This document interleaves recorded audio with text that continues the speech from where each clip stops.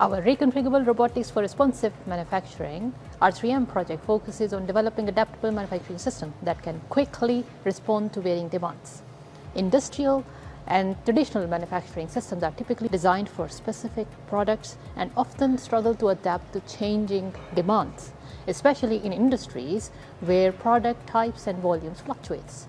This inflexibility results in insufficiencies, increasing costs and delays in responding to market needs. The core of our project and approach is an AI-enabled architecture that facilitates reconfiguration through key 4 stages: requirement definition, program generation, vision or perception, and execution through the architecture, and all supported by the automated risk assessment.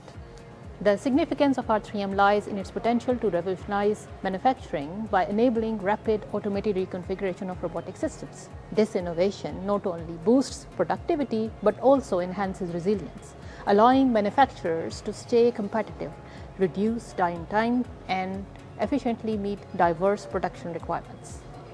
We have achieved significant milestones, including hosting a hackathon, delivering 5 demonstrators, and publishing 3 papers, one of which was presented as a use case in IEEE Case 2024 this year.